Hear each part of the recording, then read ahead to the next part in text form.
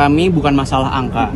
Mau nilainya miliaran rupiah, mau nilainya puluhan miliar rupiah, mau nilainya belasan juta rupiah atau 1 juta rupiah pun, ini adalah rasa kekecewaan yang telah dirasakan oleh klien kami, Ibu Tasya, atas kepercayaan telah diberikan, namun dihianati begitu saja.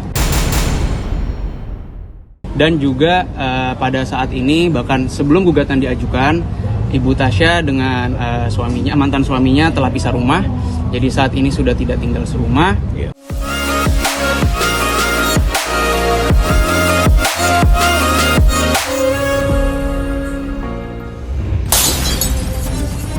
Teka-teki penyebab retaknya rumah tangga beauty vlogger Tasya Farahsya dan Ahmad Asgaf akhirnya terkuak. Dalam kesempatan sidang cerai perdana hari Rabu lalu, dua orang kuasa hukum Tasya membenarkan rumor terkait dugaan penggelapan uang perusahaan senilai 23 miliar yang diduga dilakukan oleh Ahmad sang suami. Tim kuasa hukum juga menegaskan bahwa perkara ini bukan semata soal nominal, melainkan tentang rasa kepercayaan yang dihianati.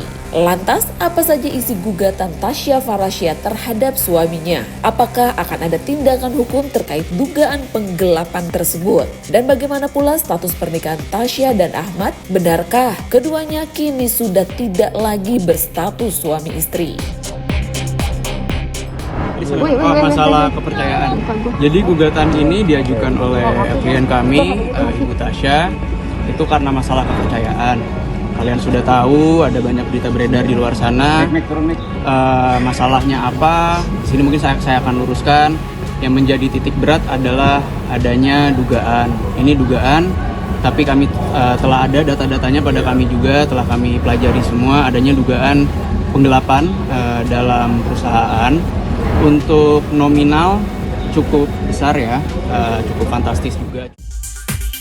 Tasya Farahsya dan suami Ahmad Asgaf akhirnya menjalani sidang cerai perdana di Pengadilan Agama Jakarta Selatan pada hari Rabu 24 September lalu. Dalam sidang mediasi itu, baik penggugat maupun tergugat hadir secara langsung. Hak asuh anak telah disepakati jatuh kepada Tasya sehingga fokus sidang berikutnya tinggal dalam pembuktian dalil gugatan. Yang menariknya lagi nih guys, Tasya juga menuntut nafkah Rp100 karena merasa selama pernikahan tak mendapat nafkah lahir yang layak dan minim nafkah batin. Tolong teman-teman ini bisa ditekankan, bisa diresapi lah. Ini bagi klien kami bukan masalah angka. Mau nilainya miliaran rupiah, mau nilainya puluhan miliar rupiah, mau nilainya belasan juta rupiah atau 1 juta rupiah pun, ini adalah rasa kekecewaan yang telah dirasakan oleh klien kami, Ibu Tasya, atas kepercayaan telah diberikan, namun dihianati begitu saja. Sehingga gugatan ini kami ajukan. Lalu selanjutnya masalah nafkah sih sebetulnya ini bukan kalau dari Ibu Tasya sendiri bukan masalah karena ia tidak dinafkahi, tapi kembali lagi titik beratnya dalam masalah kepercayaan, sehingga ya inilah kita sekarang bergulir di sini, proses masih berjalan. Mohon support teman-teman semua. Untuk hak asuh anak tadi sebetulnya, maka tadi saya bilang dalam mediasi ini adalah sepakat sebagian. Sepakat sebagian dalam artian ada yang disepakati di dalam tadi. Hak asuh anak ini sudah disepakati jatuh kepada klien kami, Ibu Tasya. Jadi tidak dipermasalahkan nantinya, karena juga sebetulnya gugatan yang kami ajukan ini sifatnya tuh lebih kepada untuk perceraiannya. Kami tidak ada minta harta gono gini, terus hak asuh anak juga karena sudah dipenuhi. Jadi kita kedepannya akan fokus masalah pembuktian dari dalil-dalil yang kami sampaikan, dalil gugatan yang kami sampaikan. Apa yang kami sampaikan akan kami buktikan nanti pada proses persidangan selanjutnya. Dan tadi juga untuk timeline sudah disampaikan oleh majelis hakim. Sidang selanjutnya 8 Oktober itu untuk menyampaikan apakah ini mediasi deadlock atau tidak. Karena kan memang kita juga tahu sama-sama mediasi ini adalah suatu kewajiban atau sebuah kewajiban diatur oleh undang-undang, harus dilewati. Tadi sudah kami jalani berdua, prinsipal hadir baik penggugat maupun tergugat. Terkait dengan dugaan penggelapan itu, kami pun juga melakukan upaya hukum. Kami sudah mengajukan somasi terhadap mantan suami Tasya terkait dugaan tersebut. Untuk selanjutnya nanti kita lihat perkembangannya bagaimana. Dan kami juga pada gugatan kami mengajukan nafkah senilai Rp100 karena mengingat bahwa selama ini Ibu Tasya pun juga merasa tidak ada nafkah selama menikah, sehingga lebih baik kami akan ajukan sebagai bentuk tanggung jawab mantan suami terhadap anak-anaknya saja senilai Rp100.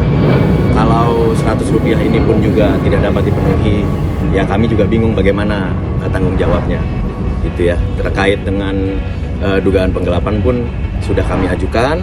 Nanti kami pun juga sudah mempersiapkan bukti-bukti, mempersiapkan dokumen-dokumen untuk upaya hukum selanjutnya, yaitu melaporkan ke pihak kepolisian.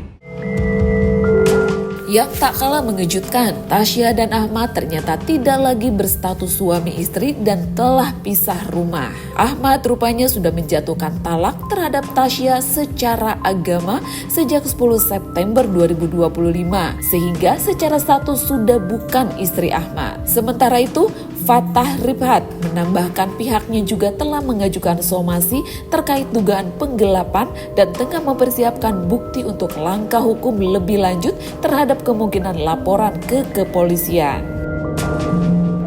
Perlu digarisbawahi juga, sebetulnya sebelumnya ini Ibu Tasya sejak tanggal 10 September sebelum gugatan ini kami ajukan telah bercerai secara agama, Ya, sudah ditalak oleh tergugat, mantan suaminya, sehingga secara agama sebetulnya Ibu Tasya sudah tidak sebagai istrinya lagi, bukan suami istri lagi, mereka berdua. Dan juga pada saat ini, bahkan sebelum gugatan diajukan, Ibu Tasya dengan suaminya, mantan suaminya telah pisah rumah. Jadi saat ini sudah tidak tinggal serumah, hasilnya sudah ada, sepakat sebagian. Selanjutnya tanggal 8 nanti adalah untuk memberitahukan secara formal bahwa mediasi ini udah ada hasilnya. Lanjutnya nanti jawaban dari pihak tergugat itu ada pada tanggal 10 Oktober, nanti bergulir aja. Selanjutnya ada replik, duplik, dan pembuktian. Waduh, udah dikasih jabatan di perusahaan, dikasih kepercayaan, tapi ternyata pelit sama istri. Bahkan gak ngasih nafkah sejak awal nikah. Lantas, kemana larinya uang suami Tasya? Yuk komen di bawah ini ya guys.